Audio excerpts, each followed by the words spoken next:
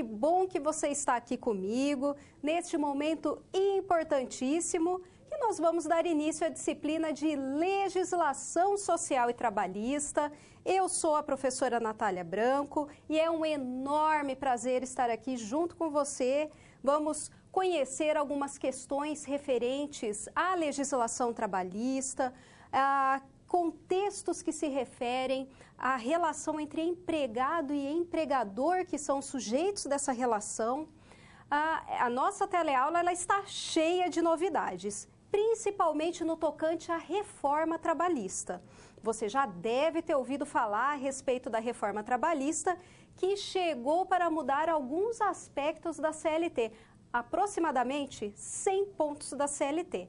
É claro que nós não vamos tratar dos 100 aspectos que foram alvo de modificação na reforma trabalhista, mas o que se refere à ementa, o que se refere aos aspectos que nós vamos trabalhar nas 4 unidades que você tem no seu livro didático e nas 4 aulas, nós vamos inserir todas as modificações referentes a essa reforma.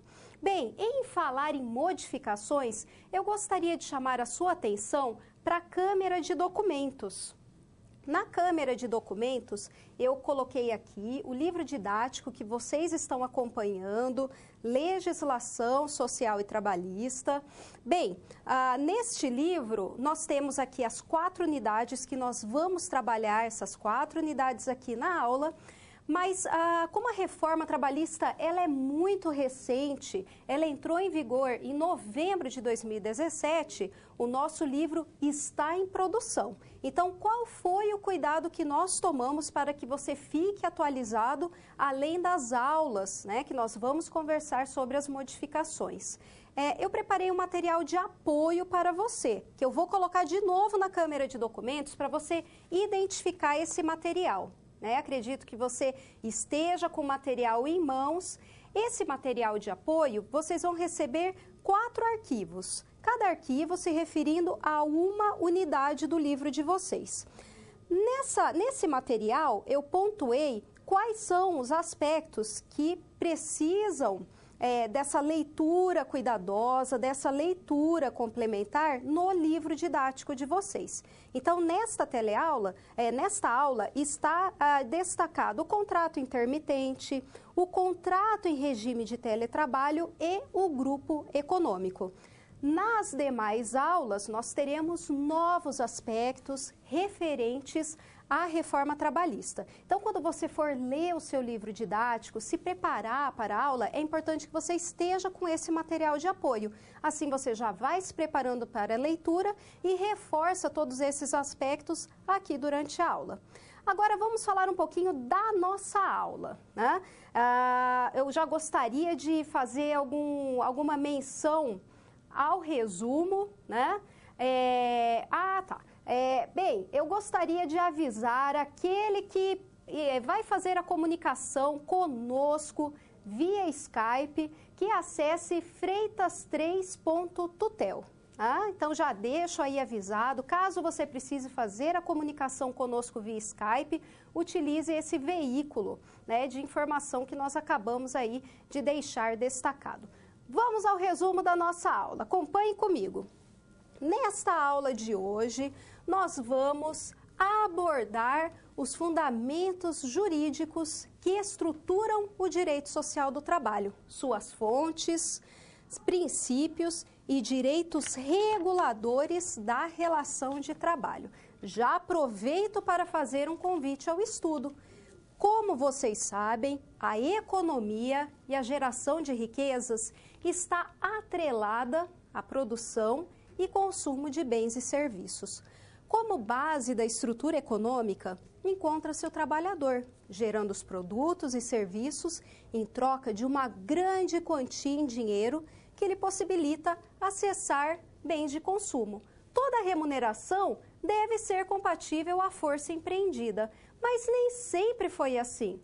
Conhecer esta relação e seus fundamentos jurídicos é essencial. Nós vamos compreender como é que ocorre essa relação mediante a prestação de serviços. O empregado presta serviços e recebe a sua contraprestação. Mas as relações empregatícias, elas são muito mais cheias de detalhes. E nós vamos ver alguns desses detalhes nesta aula de hoje. Para você entender melhor os aspectos, já ir se contextualizando nessa aula de hoje, eu gostaria de convidá-lo a assistir um vídeo que vem na sequência.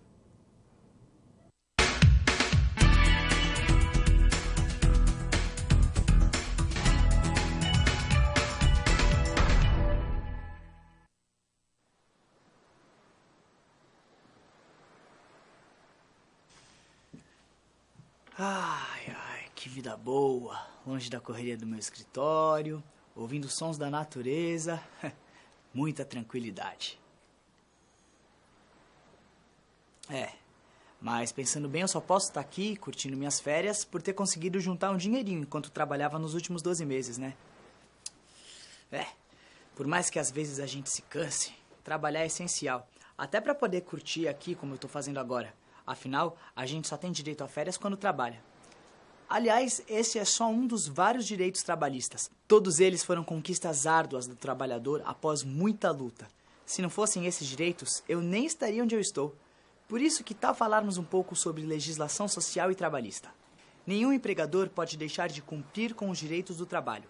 São direitos sociais fundamentais da pessoa. O contrato de trabalho e o registro em carteira representam para o trabalhador a segurança de que ele terá seus direitos respeitados. É claro, o contrato precisa de requisitos básicos. Você conhece todos? O primeiro requisito necessário para a existência do contrato é uma relação de subordinação entre empregador e empregado. Ou seja, existe uma hierarquia. O segundo requisito é o trabalho por pessoa física. Ele indica que o trabalhador deve ser uma única pessoa natural para cada contrato. Já o empregador pode ser uma pessoa física ou jurídica. O terceiro requisito é a pessoalidade, ou seja, quem deve executar o trabalho é a pessoa que o empregador contratou, não um terceiro. O quarto requisito é a natureza não eventual do trabalho, ou seja, há uma jornada de uma determinada duração a ser cumprida, num determinado lugar. Isso dá a ideia de que o trabalho é um hábito, não algo casual. O quinto e último requisito do contrato é a onerosidade. Ou seja, todo trabalho deve ser remunerado. O empregado fornece a mão de obra e o empregador fornece um pagamento em troca. Pois é, tudo isso é importante para assegurar nossos direitos enquanto trabalhadores. Mas quando você estiver estudando, é importante manter uma coisa na cabeça. O mundo está em mudança constante. E isso com certeza inclui o universo do trabalho e suas relações. Nós precisamos ter conhecimento jurídico para enfrentar essas situações. Por exemplo, você conhece, ou talvez você até seja, um trabalhador eventual. Aquela pessoa que presta serviços a um ou mais empregadores, mas de maneira ocasional, sem hábito ou continuidade. Isso é cada vez mais comum. Ou então talvez você seja ou tenha sido o estagiário ou aprendiz, modalidades de empregado que visam o ensino de atividades profissionais. Hoje já temos até quem trabalha à distância, de casa. O trabalho foi evoluindo no decorrer da história e, com isso, as relações entre trabalhadores e empresas foram melhorando. De jornadas de trabalho que iam a 18 horas por dia, até os benefícios conquistados pelos empregados atualmente, como férias remuneradas e 13º salário, muita coisa mudou e o direito teve papel fundamental para isso.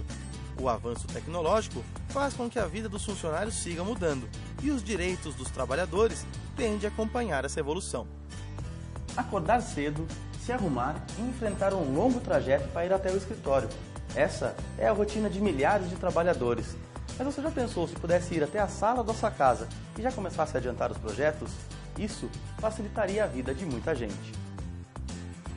A publicitária Alana Milbers trabalha em sistema de home office há cerca de um ano. A mudança de vida se deu porque ela tinha de se deslocar cerca de 50 quilômetros para chegar ao local de trabalho, fazendo com que perdesse tempo e dinheiro. Atualmente, ela afirma conseguir render mais e ter mais qualidade de vida. Eu acredito que a qualidade do tempo e da vida assim, melhora em todos os aspectos. Eu durmo mais, eu como melhor, são várias vantagens. Trabalhar em casa proporcionou à publicitária diversas vantagens, como poder ficar mais tempo ao lado do bichinho de estimação. Mas o home office não traz apenas benefícios. Organizar o tempo é fundamental para não viver apenas para o trabalho. Quando a gente vai embora, está muito delimitado que agora você parou de trabalhar. E trabalhando de casa não tem isso, então às vezes eu trabalho mais do que eu deveria, porque eu tô aqui é meu escritório e eu tô sempre aqui. Como eu trabalho com redes sociais, acontece alguma coisa nas redes sociais, é meia-noite, eu tô na cama trabalhando, então isso é uma desvantagem, assim. Mesmo não tendo mais de ir ao local de trabalho, as relações de emprego continuam iguais, apesar de não existir uma legislação específica para quem faz o home office. Este especialista em direito trabalhista explica que quando o empregado tem de trabalhar mais do que o especificado em contrato, ele tem direito a receber horas extras.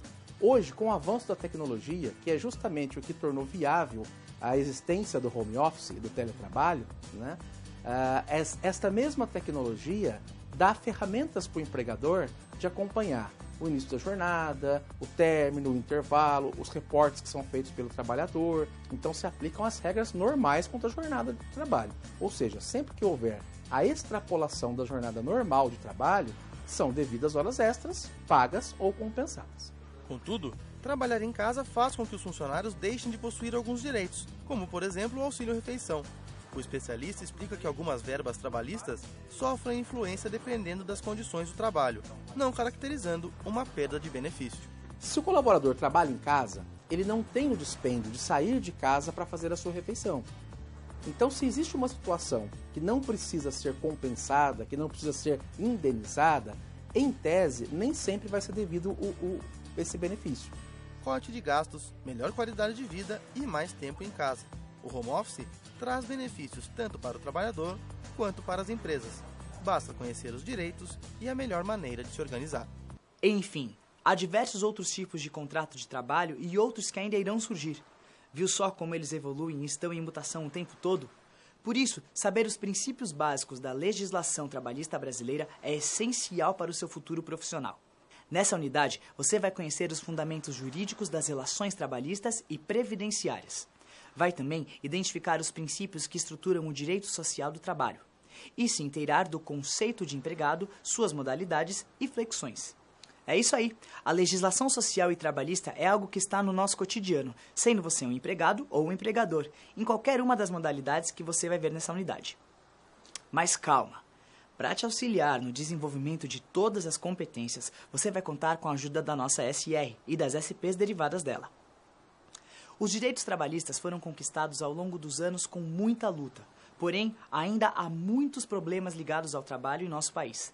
Por exemplo, segundo o IBGE, mais de 11 milhões e meio de pessoas têm carteira assinada, mas há outros milhões que não possuem esse benefício. Pensando nisso, seu papel nas situações problema será resolver alguns dilemas que envolvem questões legais e que mostram que as relações empregatícias estão cada vez mais dinâmicas. Então, é hora de nós trabalharmos. Bom, é a sua hora de trabalhar, né? Já eu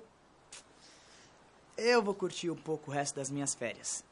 Lembre-se que você deve assistir às webaulas, ler o seu livro didático e fazer as pré- e pós-aulas. E eu?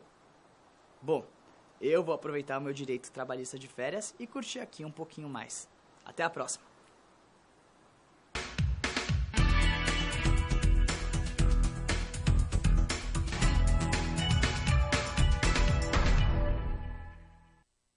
Enquanto ele usufrui de suas férias, nós vamos prosseguir trabalhando um pouco mais, conhecendo um pouco mais da legislação trabalhista.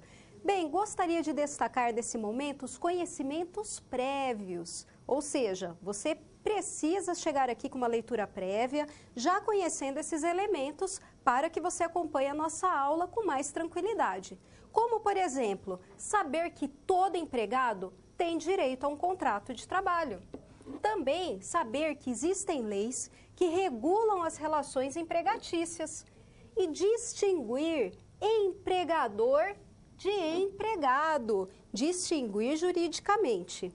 Bem, nesta aula nós temos uma situação geradora de aprendizagem, na qual nós verificaremos alguns desdobramentos de 4 SPs, de 4 situações problema, que nós vamos analisar, nós vamos problematizar e resolvê-las. Essas situações estão relacionadas a essa situação geradora de aprendizagem. na qual nós verificamos que os direitos trabalhistas só começaram a ser respeitados no mundo após a Revolução Industrial. Em maio de 1886, a industrializada cidade de Chicago, nos Estados Unidos, foi palco de intensas manifestações para reivindicar redução da jornada de trabalho, que chegava a 17 horas. 3 momentos marcaram as relações de trabalho no Brasil: a abolição da escravidão, a implantação da Previdência Social e o início da atuação do sindicalismo. No Brasil, os direitos trabalhistas passaram a ser garantidos com a CLT. A CLT, que é a nossa consolidação das leis trabalhistas, das leis do trabalho. Veja só, né, como é importante esse aparato histórico, ele está contemplado no seu material didático, não deixe de ver. E agora nós vamos prosseguir, então, para a análise da primeira situação-problema.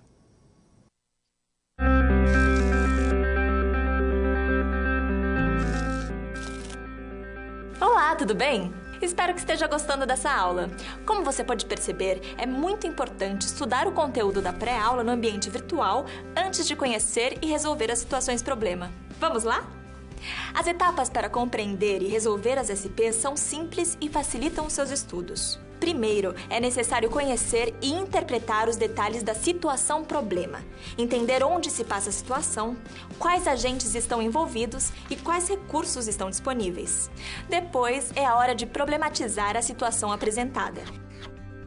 Isso significa que seu desafio foi elaborado com base nas informações de empresas, experiência dos professores e acontecimentos do cotidiano de sua área. E por último, você vai solucionar as problemáticas. Para isso, você deve utilizar dos conceitos e das teorias vistas nas pré-aulas. Então o desafio está com você. É hora da SP1. Caso surja um ponto de interrogação, você pode sempre acessar o fórum e enviar suas dúvidas, ok? Bons estudos e até mais!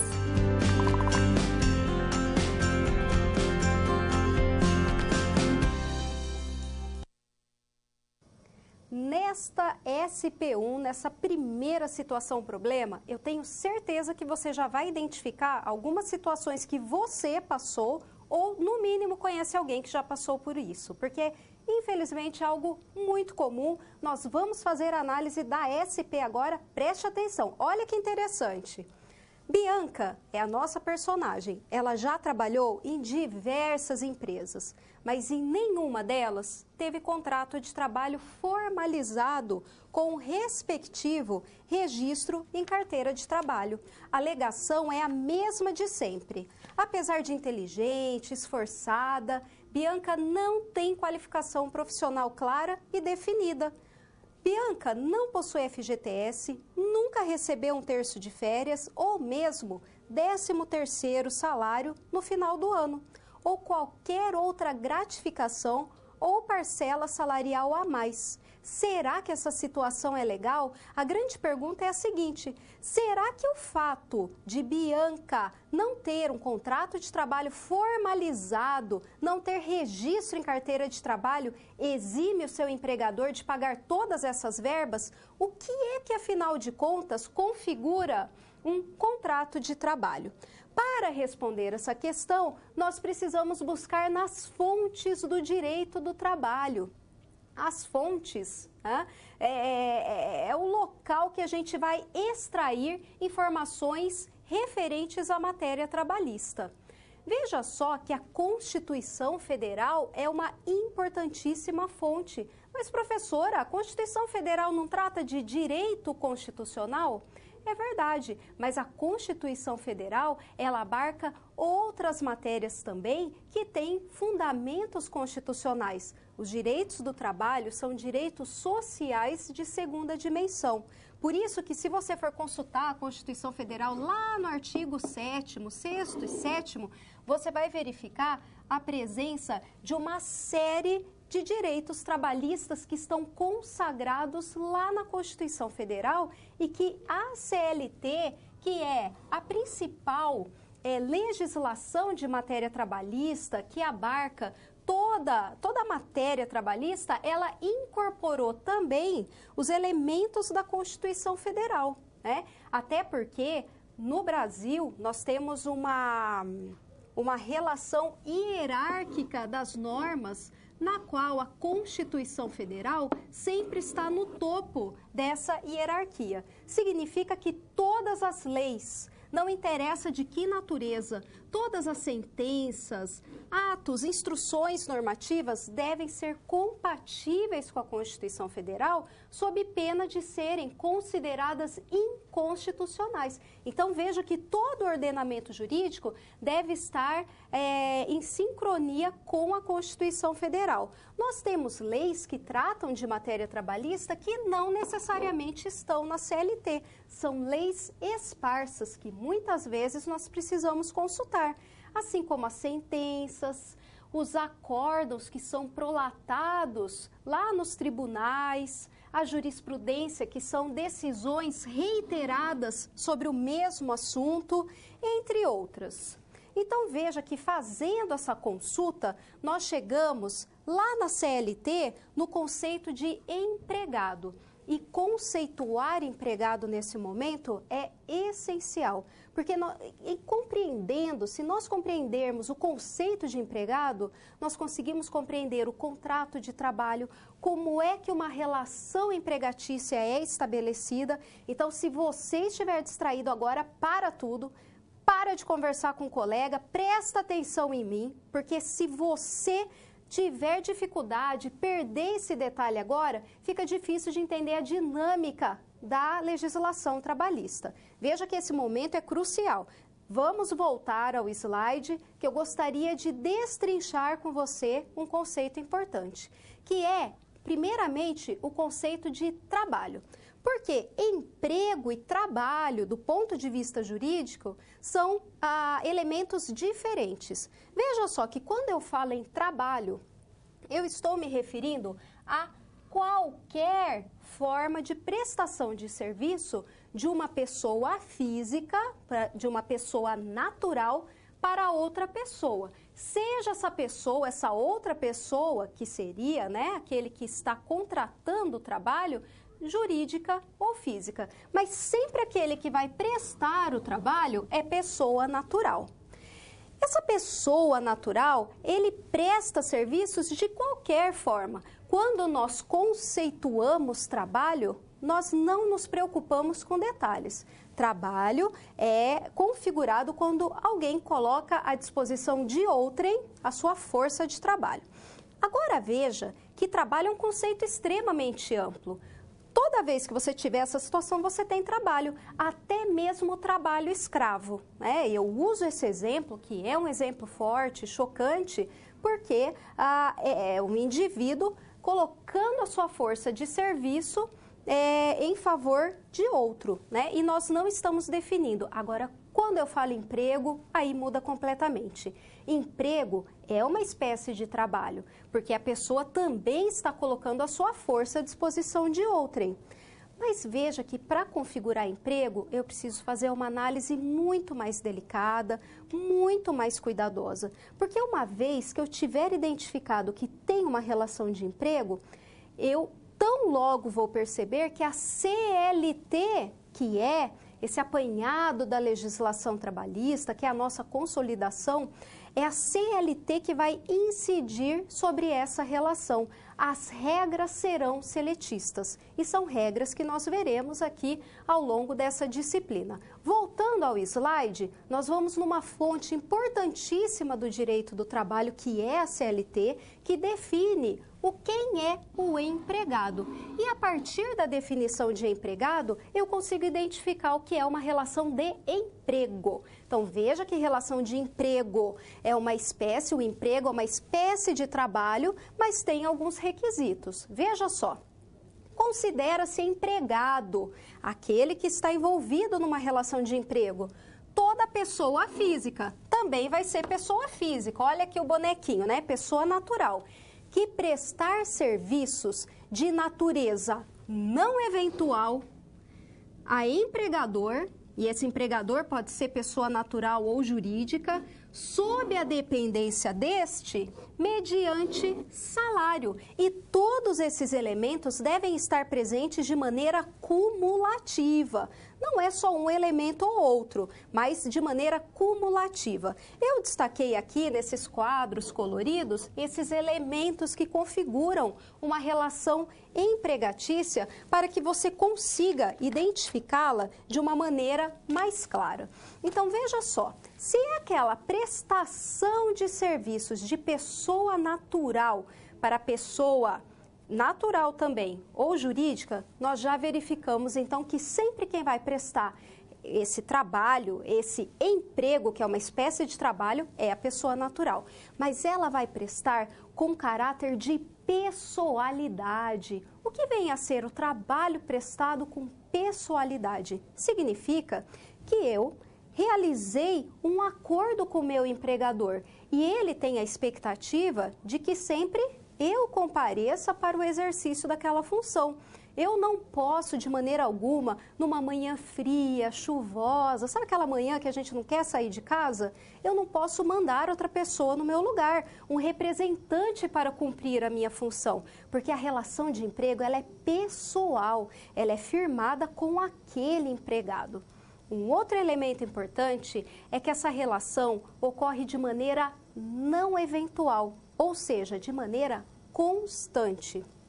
E ser constante não significa necessariamente que vai ser de segunda a sexta-feira ou de segunda-feira a sábado. Significa que dentro daquilo que ficou estipulado no contrato, o empregado vai comparecer 3 vezes por semana, ou de repente em um determinado período, ou de repente fazendo jornada de 12 por 36, nós não sabemos, mas depende daquilo que ficou acordado e que o empregado siga aquela frequência que ficou acordada entre empregado e empregador.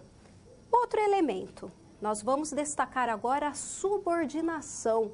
O empregado, ele subordina-se às ordens de seu empregador, mas são ordens relacionadas ao exercício da função, são ordens de gestão para organizar a atividade. Porque, veja, é o empregador que assume o risco da atividade, é ele quem vai arcar com eventuais prejuízos que venham a ocorrer, então ele que vai cuidar de como essa atividade vai ser exercida. Ele vai explicar para o seu empregado que ele quer que a função seja exercida de determinado modo. E se o empregado não concordar, de repente ele já tem mais experiência, ele prefere fazer de outro modo, ele pode até conversar com o seu empregador e fazer a sugestão. Mas se o empregador não quiser, o empregado vai exercer a função nos termos pré-estabelecidos pelo empregador, né? Justamente por conta desse poder diretivo que o empregador tem nesta relação. Último elemento importante, a subordinação. Subordinação, que vem a ser a subordinação? A onerosidade. Olha, já voltei para a subordinação, né? Vamos para a onerosidade, porque a gente já viu a subordinação. Onerosidade significa que, veja só, o empregado comparece pessoalmente, ele se subordina ali às ordens do empregador e de maneira não eventual é o seu comparecimento também, para receber salário, para receber a sua contraprestação, a sua remuneração pela função que ele exerce. Porque se ele fizer trabalho voluntário, sem receber nada, aí nós já não temos o elemento da onerosidade. E eu acabei de comentar com você que esses elementos devem estar aqui, de maneira cumulativa, todos eles. Se você identificou que numa relação estabelecida tem todos esses elementos, veja, nós temos uma relação empregatícia. E aí, isso transcende, isso é muito mais forte do que ter a carteira, o registro em carteira de trabalho, do que ter um contrato de trabalho formal. Na prática, o que nós analisamos, o que o legislador deixou claro na lei e o que o Poder Judiciário faz é analisar o que acontece na prática. Isso não significa que o empregador não tem obrigação de fazer o registro em carteira, especificar as suas funções ali no contrato de trabalho. Ele até pode sofrer algumas penalidades, algumas multas por conta da ausência do registro em carteira de trabalho, por exemplo. Mas caso não tenha, isso não vai desconfigurar uma relação empregatícia. E uma vez configurada, tudo aquilo que está na CLT, todas as verbas que estão especificadas na CLT vão incidir sobre essa relação. Acompanhe comigo o próximo slide, que eu gostaria de destacar mais alguns elementos. Primeiro, os direitos trabalhistas, aqueles que têm cunho constitucional, que eu já comentei com você, é um direito social. E a observância desses direitos no contrato de trabalho é obrigatório. Conforme eu disse, a ausência de contrato formal por escrito não vai descaracterizar o vínculo empregatício, não, porque nós vamos aplicar um princípio muito importante, que é o princípio da primazia da realidade.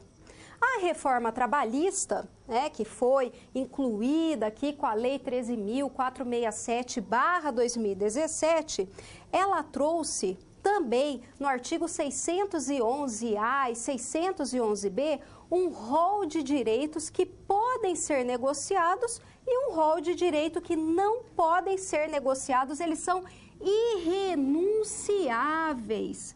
Então, no momento da negociação desses direitos, é muito importante verificar se não está havendo renúncia por parte deles, porque são esses direitos constitucionais que foram incorporados pela CLT. E eles estão lá no 611B da CLT.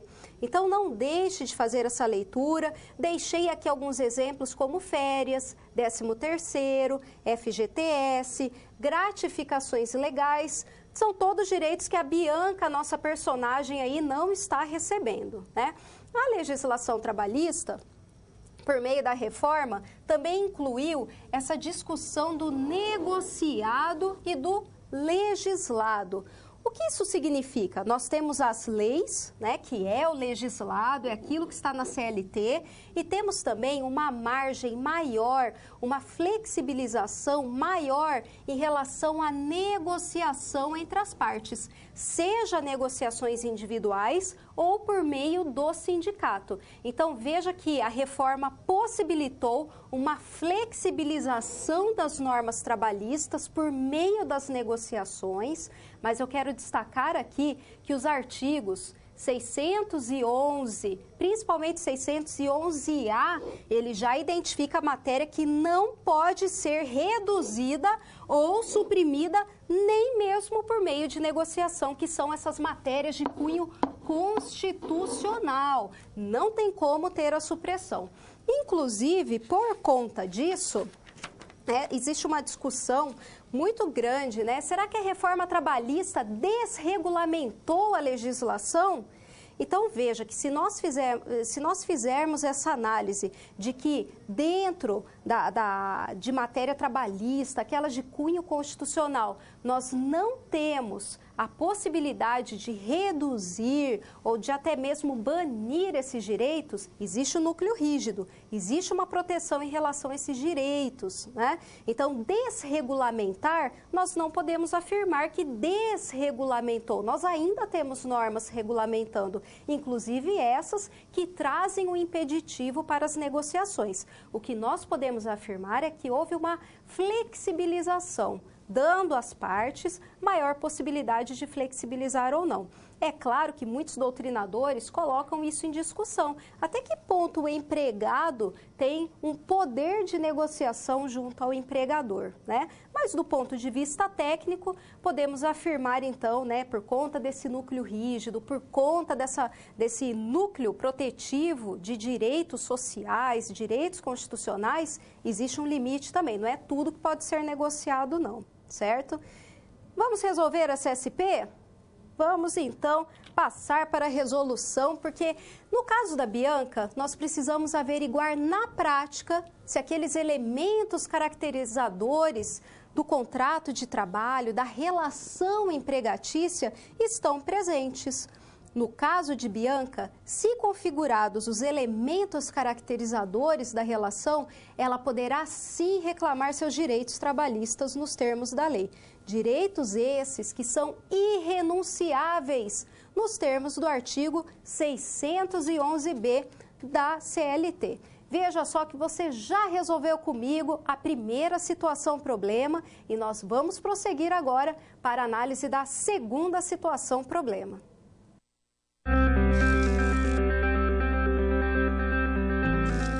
Opa! E aí? Como você se saiu com a primeira SP? Com as dicas que a gente viu, nem ficou difícil, não é mesmo? Você percebeu o caminho traçado para obter uma solução satisfatória? Primeiro, você estuda os conceitos teóricos. Em seguida, você conhece e avalia a situação.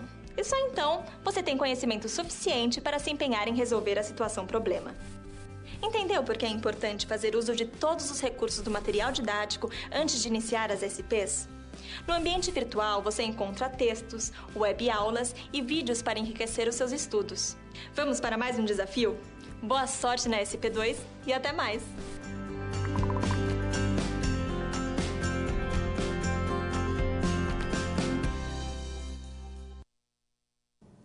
Veja só como essa segunda situação-problema tem elementos da primeira que você acabou de resolver e eu tenho certeza que você não vai ter dificuldades. Acompanhe comigo.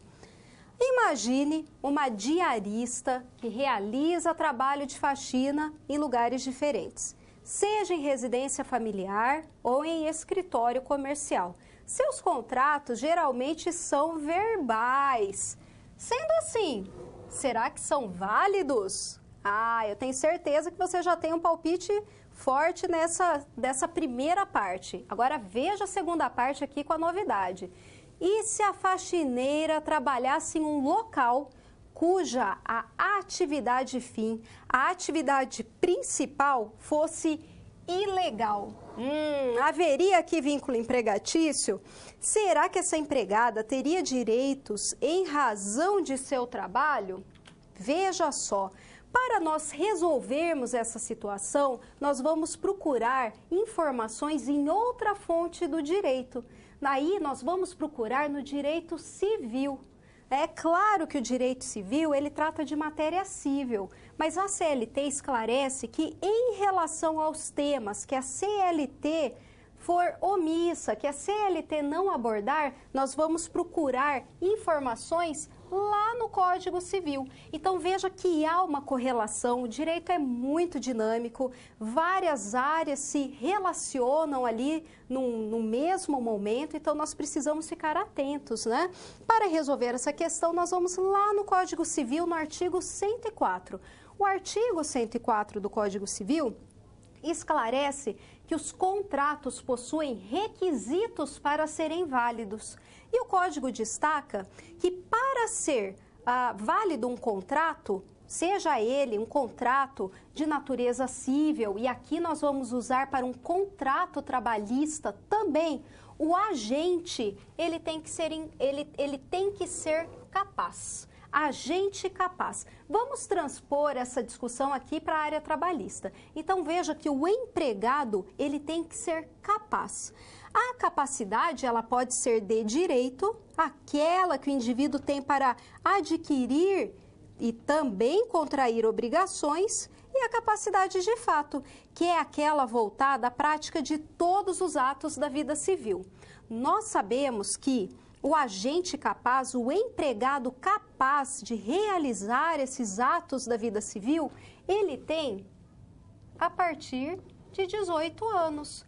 Mas é possível também um agente relativamente capaz, que é entre 16 e 18 anos, né, antes de completar ali os seus 18 anos, ele possa, então, exercer a sua atividade, ainda que relativamente capaz.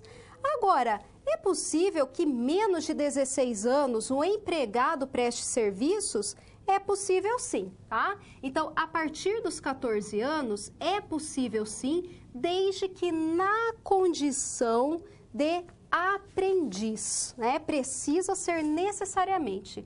O empregado menor de 14 anos, ele tem uma série de restrições, como, por exemplo, não praticar trabalho noturno ou insalubre, perigoso. São todas questões que precisam ser observadas nessa situação.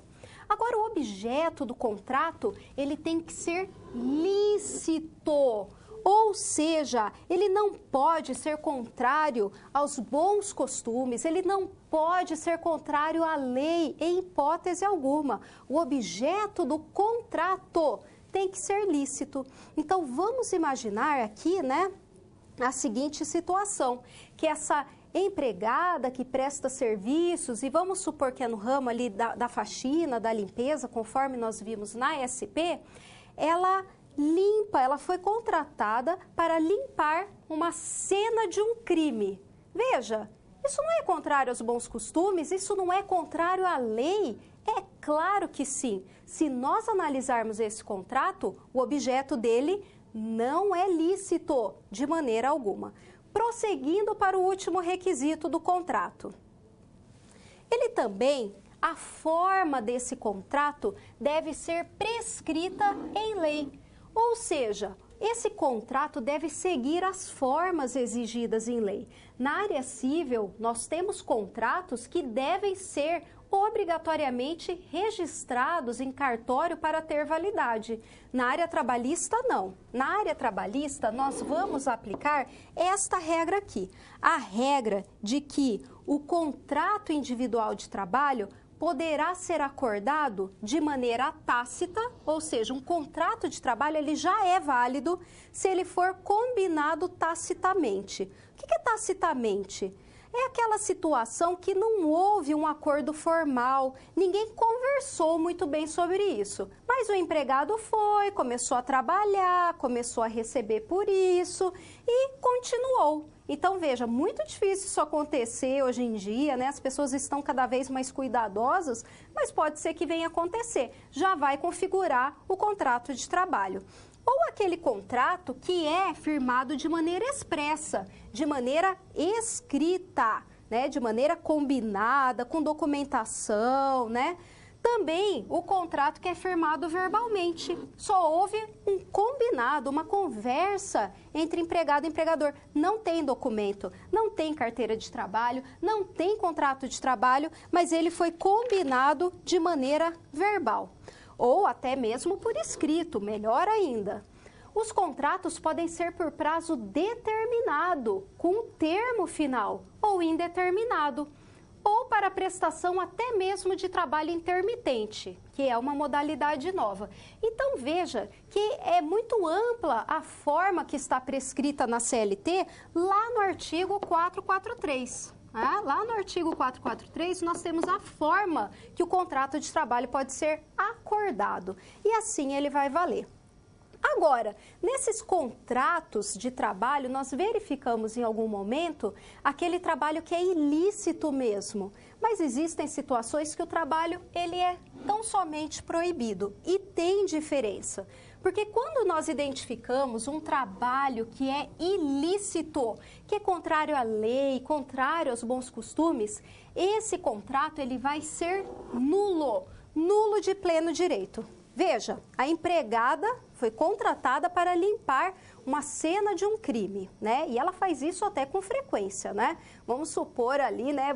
Vamos fugir da nossa realidade, é um exemplo muito bizarro, né? Mas imagine aquela situação ali que a empregada foi contratada, ela limpa um local em que pessoas são executadas. Veja só, né? Pessoas ali são assassinadas naquele lugar.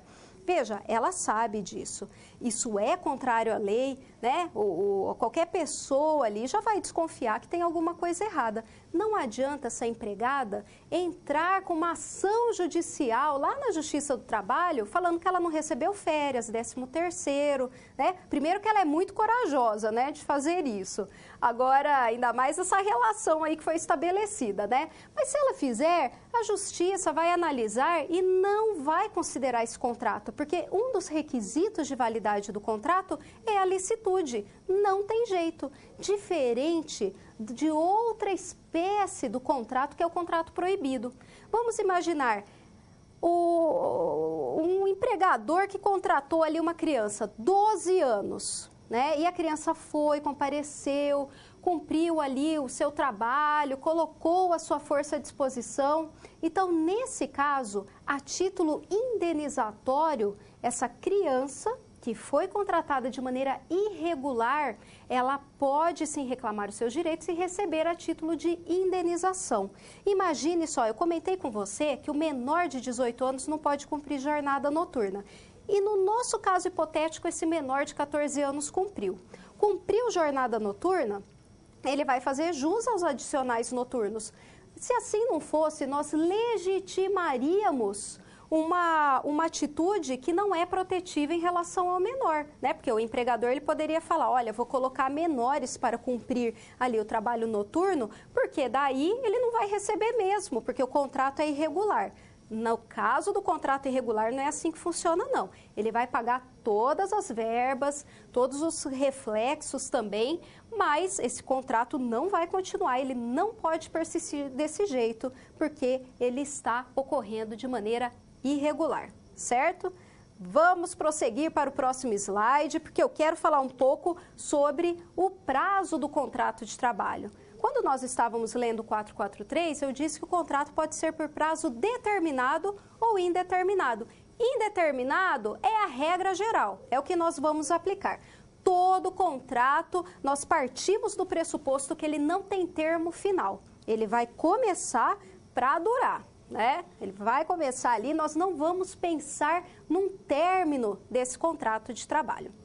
Agora, existem exceções. Existe a possibilidade de firmar prazos com termo final, ou seja, de uma maneira que o empregado e o empregador já sabem quando é que esse contrato vai terminar. E por ser exceção, esse contrato deve ser firmado por escrito, muito cuidado, e esse contrato só pode ocorrer em 3 hipóteses, que é o que nós vamos ver agora no slide. Então, a primeira hipótese é aquela que nós identificamos um serviço cuja natureza ou transitoriedade do quê? Do serviço. Justifique essa pré-determinação do prazo. Um exemplo, né? O aumento de demanda em uma época festiva, né? Vamos imaginar os lojistas em Dia das Mães, né? O Dia das Mães aí se aproximando. Então, precisa contratar mais funcionários para dar conta da demanda, né? E esse contrato, já que o serviço, ele tem essa natureza, é possível então fazer essa contratação. Ou de repente para substituir pessoal de férias, de licença, existe uma demanda em relação ao serviço. Outra hipótese aqui, atividades empresariais de caráter transitório. Aqui não é o serviço que tem caráter transitório, mas sim a atividade, né? Um exemplo que eu gosto de dar, essas lojinhas que abrem em véspera de Natal para vender artigos natalinos, né? Então, é uma loja que só tem artigos natalinos, bola de Natal, árvore, boneco de neve, todos aqueles enfeites de Natal, né? Então, essa atividade, ela só tem razão de existir no período pré-natalino. Não tem por que ela existir em outra ocasião. Ninguém vai comprar, ninguém vai gastar com isso na Páscoa, por exemplo, que é uma outra atividade empresarial que pode surgir, que é em decorrência da Páscoa. Aquelas fábricas pequenas, caseiras, familiares, né, ou não até, mas que se dedica ali à produção específica de chocolates na época de Páscoa. É possível contratar por prazo determinado? É sim. O prazo é de 2 anos. 2 anos o prazo determinado nessas duas hipóteses. Mas veja, nesse prazo de no máximo 2 anos, é possível fazer uma prorrogação dentro do prazo de 2 anos. 1 mais 1. 6 meses mais 1 ano, não pode extrapolar 2 anos, sob pena desse contrato ser considerado por prazo indeterminado.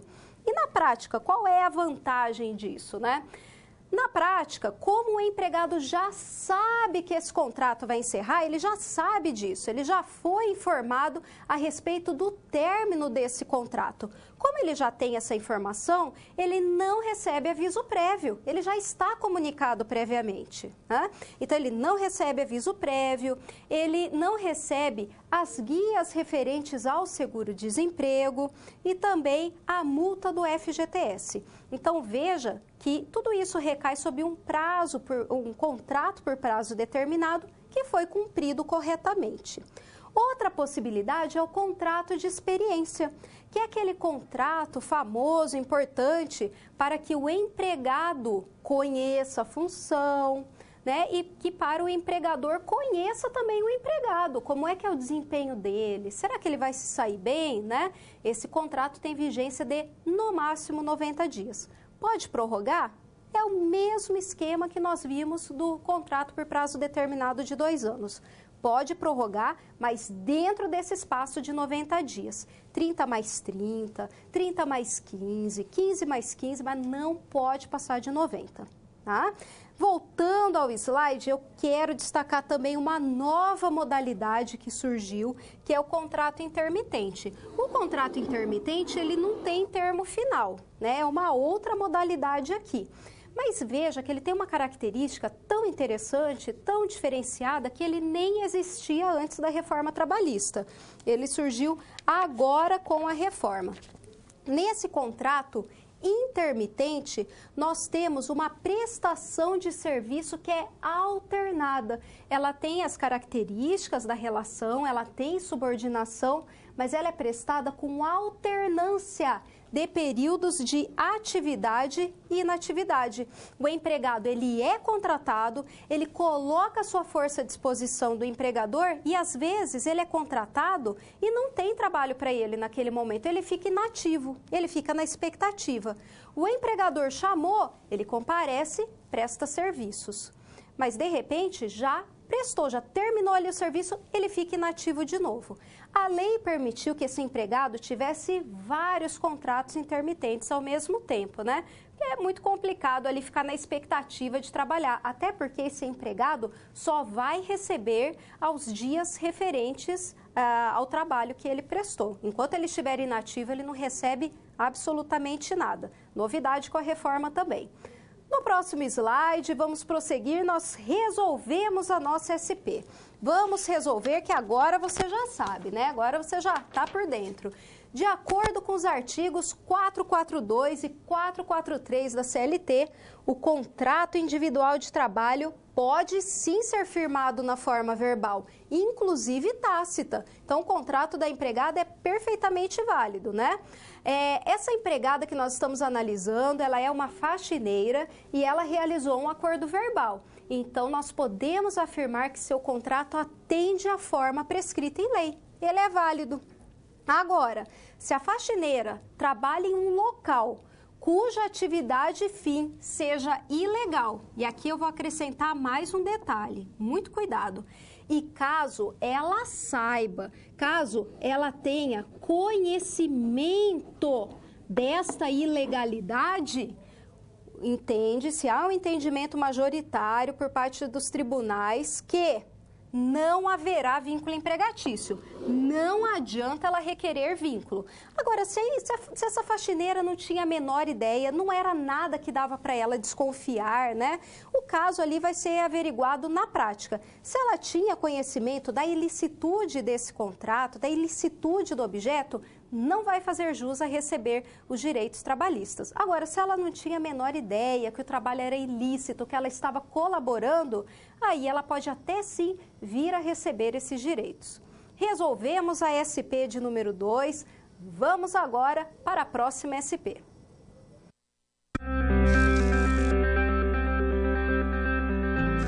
Olá!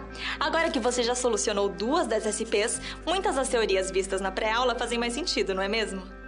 Essa é justamente a função das situações problema, te preparar de forma mais prática para a realidade da vida profissional. Já conhecer algumas das situações que podem surgir no dia a dia faz de você um aluno mais preparado para o mercado de trabalho. Bom, a SP3 já vai começar.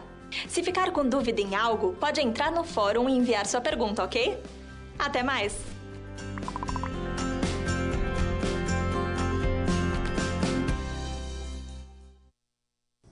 Esta SP de agora, ela é muito interessante porque ela inclui uma alteração também da reforma trabalhista, que é o teletrabalho. Veja, o teletrabalho, ele existe há muito tempo, ele é uma prática, mas nós não tínhamos regulamentação específica em relação ao teletrabalho. Veja essa SP. Marco Túlio, engenheiro de materiais, trabalha para uma empresa, visitando suas obras nas localidades designadas e elaborando laudos técnicos de sua própria casa. O envio desses laudos é realizado por e-mail ao seu chefe. Ele possui contrato de trabalho expresso, recebe remuneração regularmente. Será que isso é possível? Ele é um empregado comum? Será que tem algo de especial com esse vínculo que foi estabelecido?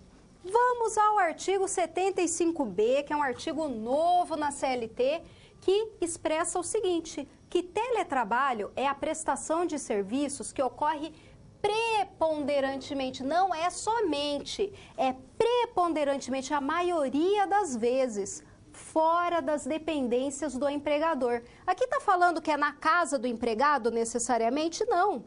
A lei está falando fora das dependências do empregador, o que significa que esse empregado ele pode prestar o seu trabalho num espaço de coworking, ele pode realizar na obra que ele vai fazer os laudos, que ele vai fazer a perícia, ele pode realizar da casa dele, mas o grande detalhe é que preponderantemente, na maior parte do tempo, ele realiza fora das dependências do empregador. E para isso tem a utilização ali ao favor do teletrabalho, as tecnologias de informação e de comunicação. Agora, é importante que este trabalho, por sua natureza, não seja um trabalho externo, né? Não adianta pegar o viajante, né? Que ele já cumpre trabalho externo e falar que isso é teletrabalho. Aí não, né? A lei já está deixando isso claro. Era um trabalho que seria executado internamente nas dependências e passou a ser possível, por meio da utilização de tecnologias, que ele seja, então, prestado à distância. O teletrabalho, com a reforma trabalhista, ele foi excluído de um capítulo muito importante da CLT que trata da duração de trabalho. E sendo excluído desse capítulo, quem trabalha em regime de teletrabalho deixa de ter alguns direitos, como, por exemplo, horas extras, intervalo entre a jornada, adicional noturno e hora noturna também. Porque o legislador entendeu que este empregado que está cumprindo em regime de teletrabalho não está sujeito a uma jornada, ele não está sujeito ali à mesma jornada que aquele empregado que está cumprindo ali em regime interno. Então, ele excluiu, o legislador entendeu que ele não teria esse direito, né, a esses elementos que nós tratamos, porque não tem como o empregador verificar se ele fez hora noturna mesmo, né? E existe uma discussão doutrinária muito grande no sentido de que os próprios elementos tecnológicos já permitem fazer esse controle. Mas o legislador excluiu e, com isso, nós temos um autor que, inclusive, né, um jurista, participou da reforma, um juiz, né, que deixou claro que, se houver controle de jornada excessivo, se ficar configurado o controle de jornada, mesmo pelos meios tecnológicos, esse empregado pode até sim vir ter que receber esses direitos, né? Que o empregador já está esperando que ele não vai ter preocupação com essas verbas. Então, o empregador tem que tomar cuidado para não fazer um controle muito excessivo. A minha sugestão é o estabelecimento de metas, né? E que não sejam tão assim, que o empregador não fique tão em cima, não seja uma meta assim tão agressiva, né? Todo dia, até tal horário, 3 vezes ao dia, tem que fazer determinada meta ser cumprida. Então, muito cuidado, é algo muito novo, nós não sabemos como vai se consolidar no ordenamento, então é importante tomar cuidado com esses detalhes. No próximo slide, eu gostaria de falar um pouco a respeito do comparecimento, né, do empregado às dependências da empresa, que é o que acontece na nossa SP.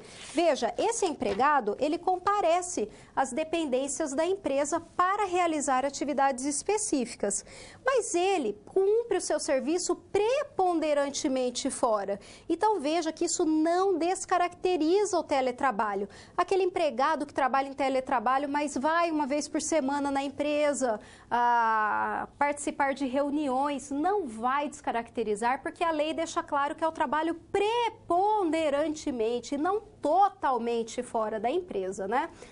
A alteração da modalidade de trabalho, de teletrabalho para trabalho presencial é possível sim. Então, o empregado trabalha em teletrabalho e volta para o presencial. Como que isso é feito? Por determinação do empregador.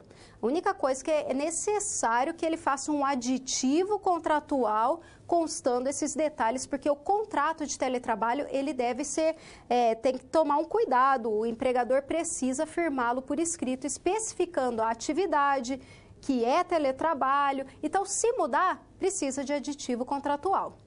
Agora, do presencial para teletrabalho, aí precisa ter acordo entre as partes, entre empregado e empregador. Veja só outro detalhe importante, a responsabilidade pela aquisição, manutenção, fornecimento de equipamentos tecnológicos e de infraestrutura necessária para a prestação de trabalho, bem como eventuais reembolsos de despesas que esse empregado pode ter na sua casa ou nesse espaço que ele trabalha, elas devem estar previstas em contrato. Professor, o contrato pode prever que tudo fica às custas do empregado? Pode, a lei abriu essa possibilidade. Essa situação ficará prevista em contrato. Mas é importante que o empregador instrua o empregado de maneira expressa sobre precauções referentes à sua saúde nessa prestação, nessa modalidade de contrato, e em contrapartida o empregado vai assinar um termo de responsabilidade em relação a esse cumprimento. Veja que o artigo 6º da CLT, ele não faz distinção entre o trabalho realizado no estabelecimento e o executado em domicílio. Agora, o que é importante é você verificar se todos esses elementos que nós estudamos estão presentes nessa relação, ainda que ela seja executada em regime de teletrabalho. Então, fiquem atentos. O que vai identificar se é uma relação empregatícia não é aonde o trabalho está sendo executado, mas de que forma, se todos esses requisitos estão presentes. Em relação à exclusão do capítulo duração do trabalho, nós já mencionamos, nós já falamos essa questão e agora vamos resolver a CSP. Porque no caso do Marco Túlio, que é o nosso personagem dessa terceira SP, nós observamos que parte de suas atribuições são cumpridas em seu domicílio, persistindo a obrigatoriedade de envios, de laudos, tudo aquilo que foi combinado entre ele e o seu empregador, né? Agora, ele também comparece à obra para realizar visitas que foram designadas pelo empregador, havendo assim a pessoalidade, bem como a subordinação. O empregado, ele cumpre suas funções de maneira não eventual, ele cumpre prazos que foram estabelecidos pelo seu empregador, né? Ele envia os e-mails conforme foi estabelecido, comparece nas obras e também faz tudo isso mediante remuneração. Então, veja que há, sim, vínculo empregatício, mesmo nessas situações em que verificamos o teletrabalho. Vamos à próxima situação, problema?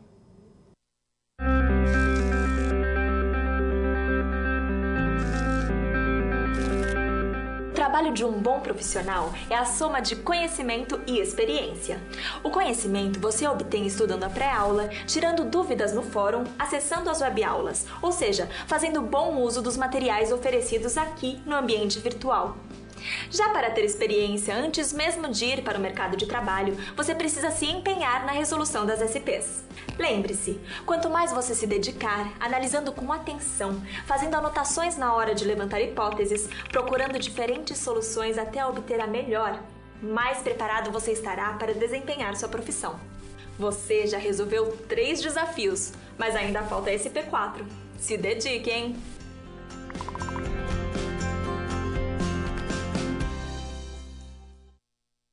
Acompanhe comigo essa problemática.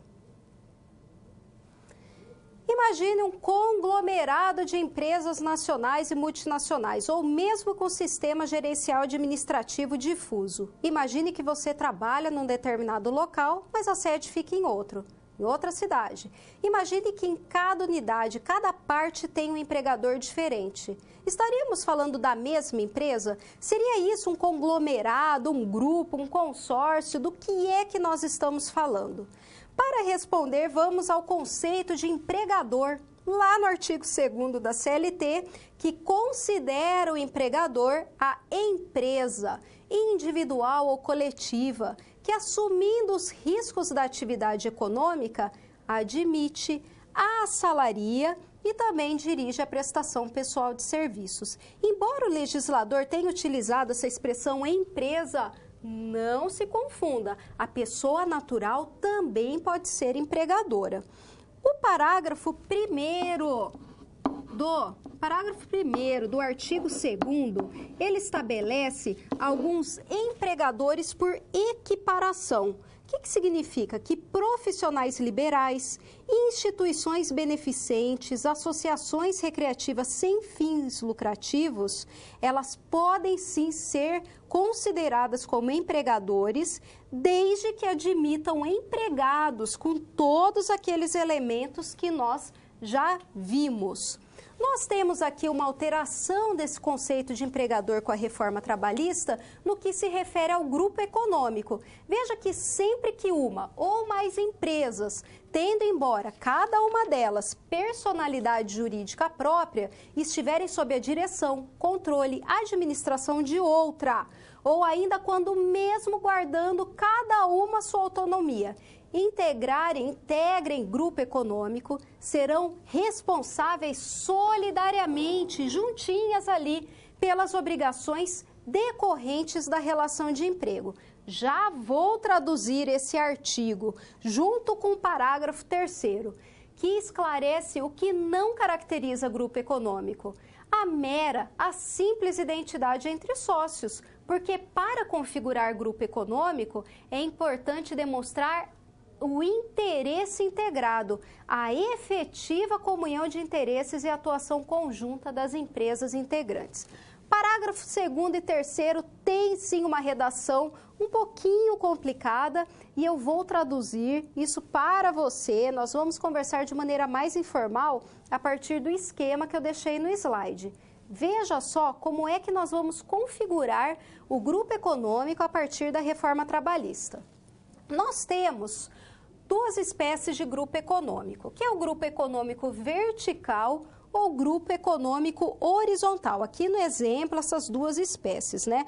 O grupo econômico vertical, nós identificamos aqui uma empresa que é controladora. Ela é controladora, existe uma administração comum entre as outras empresas que a ela estão vinculadas. Então, quem vai controlar aqui é esta empresa que está aqui no topo. Existe uma administração comum.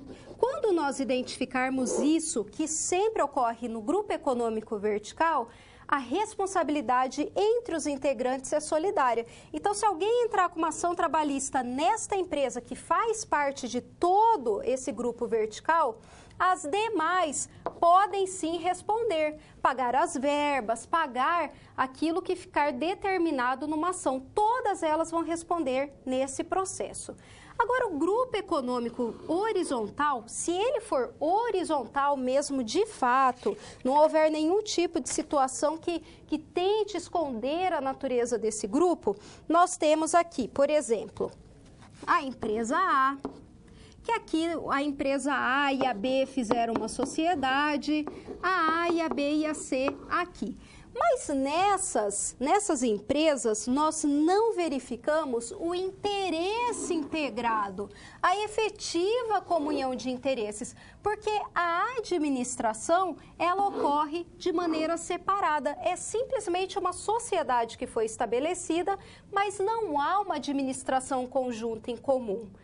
Antes da reforma trabalhista, mesmo em grupos econômicos horizontais, nós víamos a responsabilidade solidária.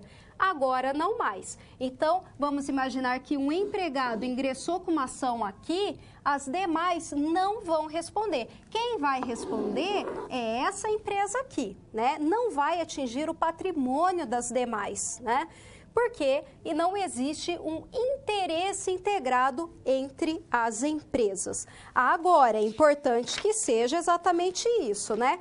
Porque se houver fraude, né, de repente tem toda essa configuração de grupo econômico horizontal, mas na verdade essas empresas eles trocam empregados entre eles, transferem de A para B, de B para A, B e C.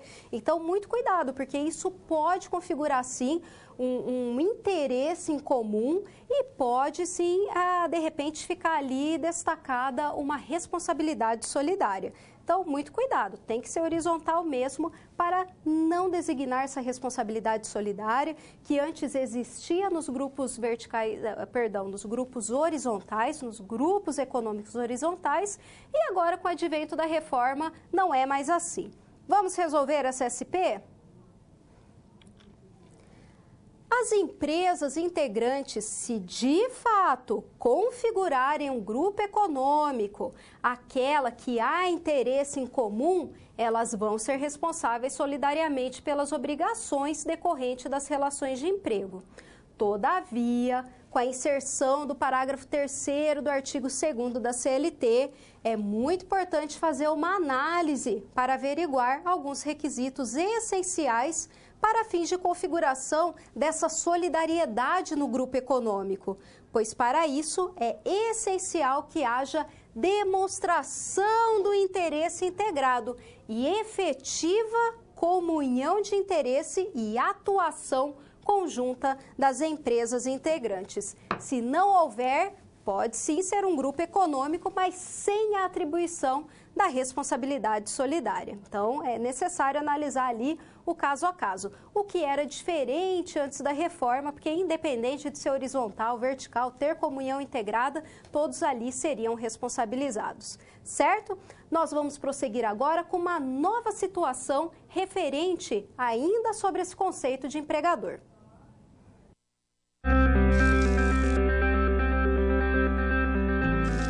E agora que todos os desafios foram concluídos com sucesso, é hora de refletir sobre o que foi visto.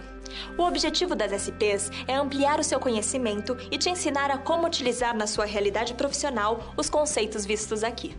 Essa é uma metodologia que exige muita proatividade e empenho da sua parte, já que segue o modelo de uma das tendências mais avançadas no mundo, a sala de aula invertida. E em contrapartida, vai te transformar num profissional diferenciado e mais qualificado para desempenhar as funções da sua profissão. Por isso, faça bom uso dos materiais e das interatividades oferecidas. Não deixe de acessar o seu ambiente virtual e completar a sua pós-aula, ok? Cada parte do processo é essencial para a sua aprendizagem. Até mais!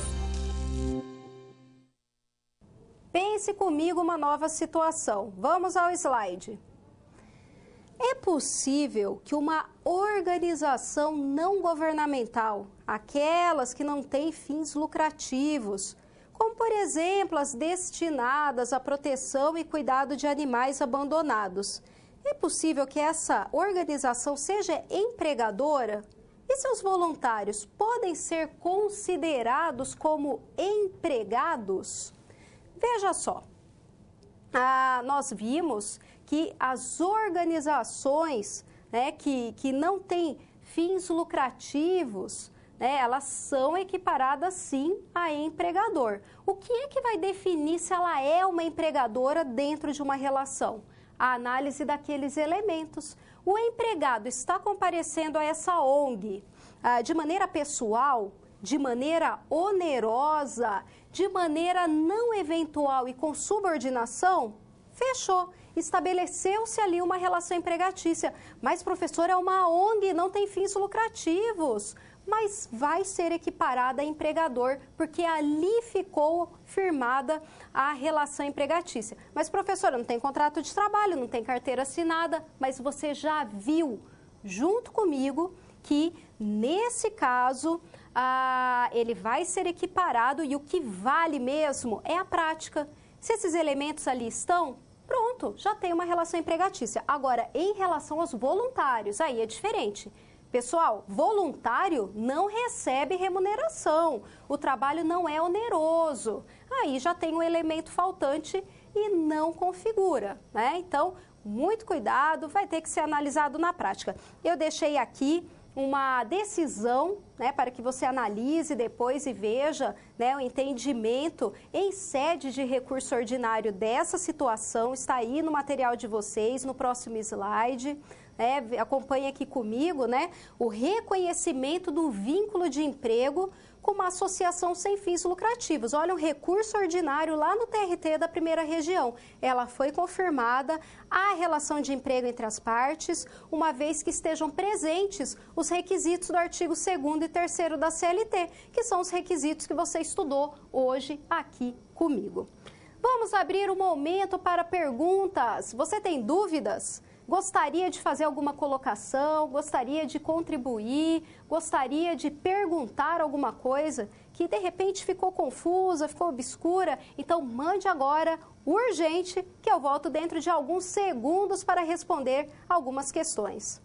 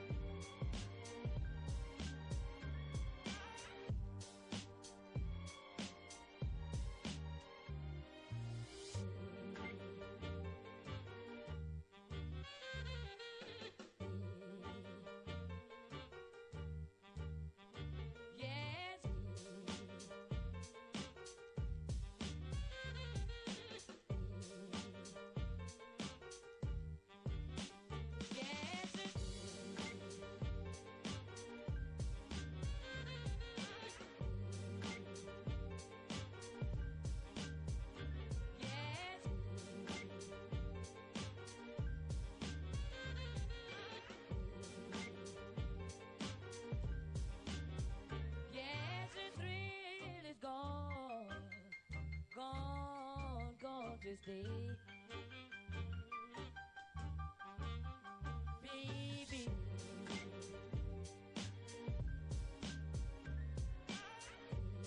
Put a spell on you.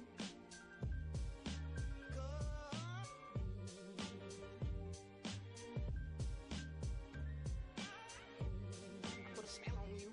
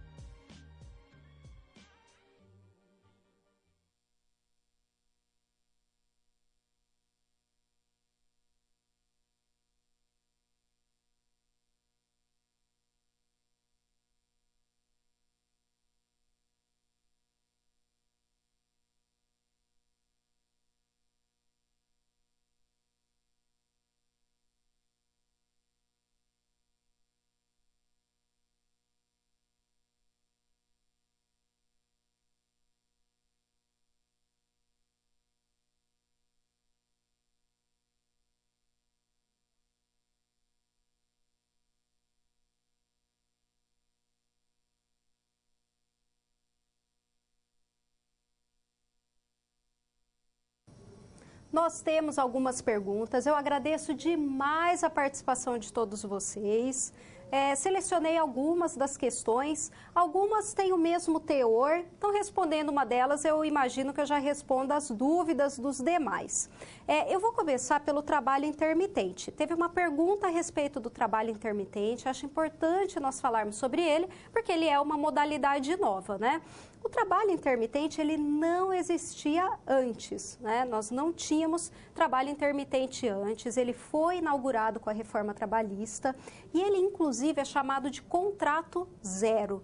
É aquele contrato em que o empregador, ele chama ali, é um contrato que tem que ser por escrito, ele contrata um determinado empregado para prestar serviços de maneira alternada. Então, o contrato de trabalho ele é por escrito, ele vai especificar a função do empregado. Muitas vezes esse contrato ele é firmado ao registro em carteira de trabalho e esse empregado começa sem trabalhar.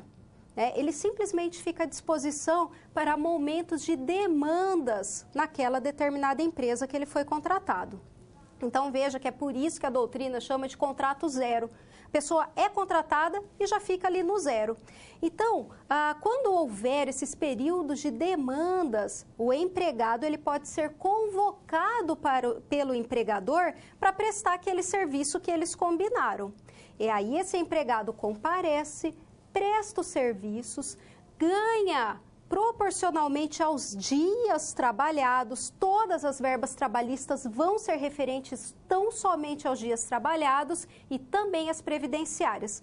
Terminou, cumpriu, baixou a demanda? Ele volta a ficar na espera, ele não trabalha. Então, veja que há essa alternância. Como no momento que ele não está trabalhando, ele não está recebendo, o legislador então permitiu que esse empregado estabelecesse outros contratos intermitentes. Professora, mas e se ele for chamado e não cumprir? Porque ele está prestando trabalho para outro. Não vai descaracterizar o trabalho intermitente. Ele precisa responder que ele não está disponível, certo? Nós tivemos uma pergunta aqui também referente à não eventualidade, que é uma característica do contrato de trabalho. Quando eu estava explicando a não eventualidade, eu mencionei que ele se relaciona à periodicidade. O trabalho deve ser constante dentro da periodicidade ali estabelecida entre empregado e empregador. Então, veja, se houve ali um acordo de que esse empregado, vamos imaginar as diaristas, que vão 3 vezes por semana, 2 vezes por semana, o fato dela ter ido 3 vezes por semana ainda configura a não eventualidade. Por quê? Porque segunda, quarta e sexta, ela comparece. Segunda, quarta e sexta. Segunda, quarta e sexta. Veja, há uma periodicidade, há uma não eventualidade.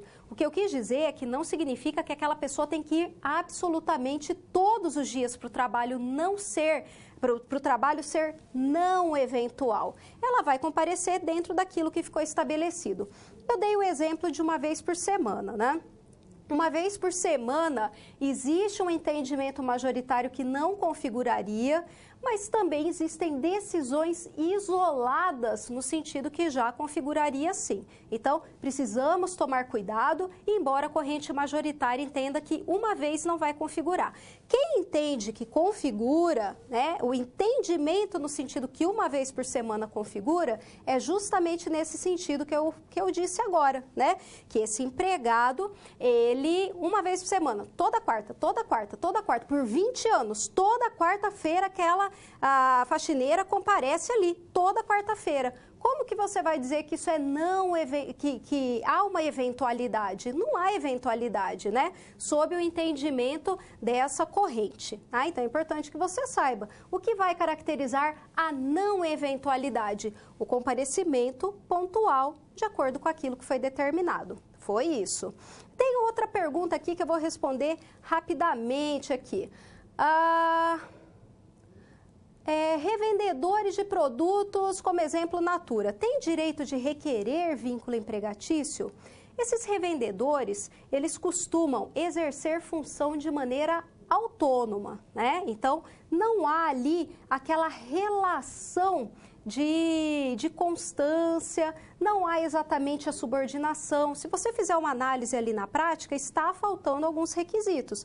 Mas foi o que eu disse, direito é assim, é na prática mesmo, né? De repente, há um contrato que parece que é um revendedor, mas na realidade todos os elementos estão presentes, tem vínculo, né? Não só a Natura, por exemplo, mas outras marcas, outras localidades, né? Que se reveste de uma coisa, mas na realidade é outra. Mas num primeiro momento, se você analisar esses contratos, me parece faltar muitos elementos aí que nós estamos falando em relação ao direito do trabalho para configurar a figura do empregado. Vamos encerrar aqui. Eu agradeço demais a atenção. Caso algumas dúvidas persistam, utilizem o veículo de comunicação para que eu possa responder, para que a resposta chegue até você. Não fique com dúvidas, né? É importante esse momento nós resolvermos todas elas e prosseguirmos, certo? Muito obrigada pela atenção, bons estudos e até a próxima aula.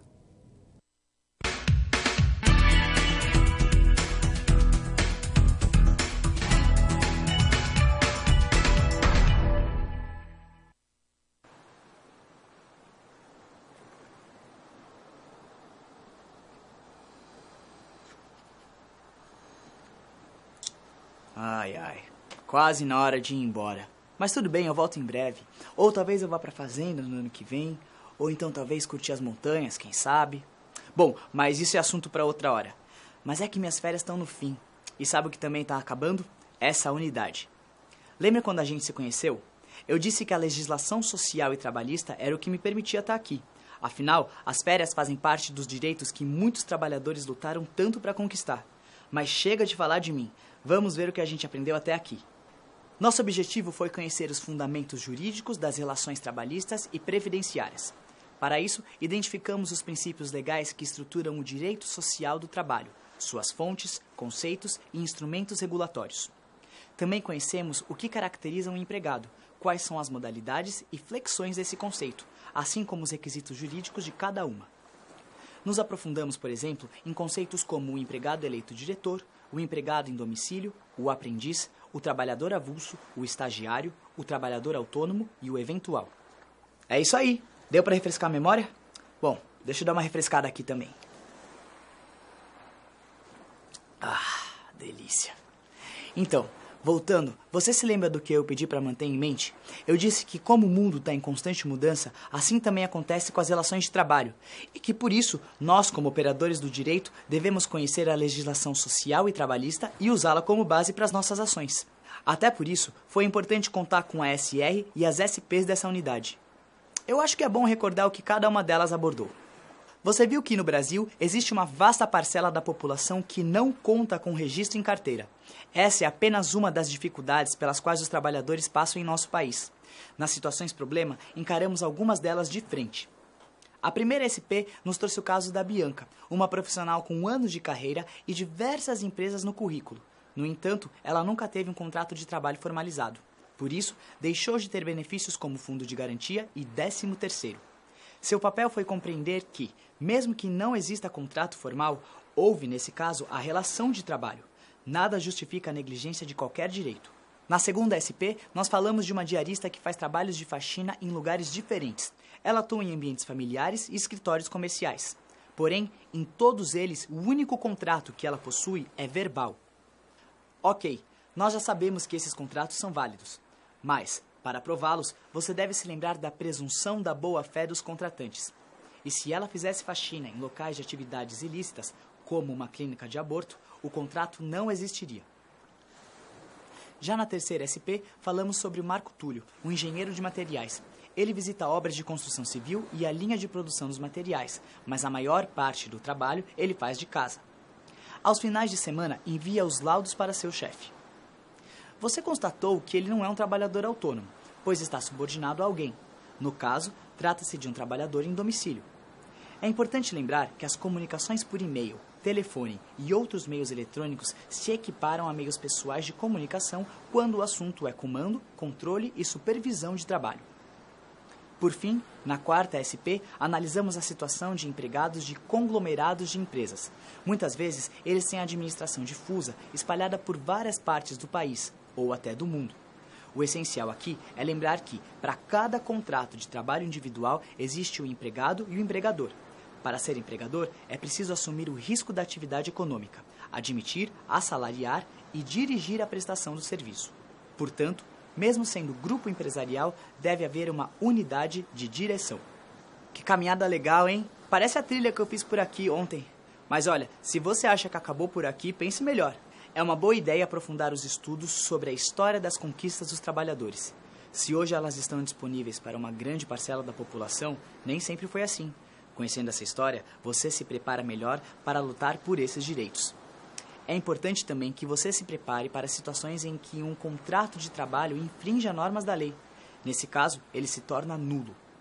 E em caso de alterações na estrutura de uma empresa, seus empregados devem ter os direitos respeitados? E como funcionam contratos de trabalho em caso de holdings e joint ventures? Todas essas são questões que você deve levantar, pesquisar, refletir e discutir com colegas. Ah, mas tem mais. Existe um filme muito interessante chamado O Homem de Mármore. Ele é polonês e foi lançado em 1977. É a história de uma jovem cineasta soviética que está produzindo um filme sobre um operário. Só que o conteúdo desse filme chama a atenção das autoridades, porque a cineasta vai descobrindo que o sistema de trabalho do operário se aproxima mais da escravidão do que o modelo que temos hoje. Outra obra que pode complementar bem seus estudos é o livro Direito do Trabalho, de Sérgio Pinto Martins. Ela é fundamental para estudar o tema que estamos tratando. Corra atrás, que eu garanto que vale a pena. E o que eu não posso deixar de dizer é: leia seu livro didático, assista às webaulas, faça os exercícios no ambiente virtual e faça também as pré e pós-aulas. Já eu vou correndo aproveitar meu último dia de férias. Fui!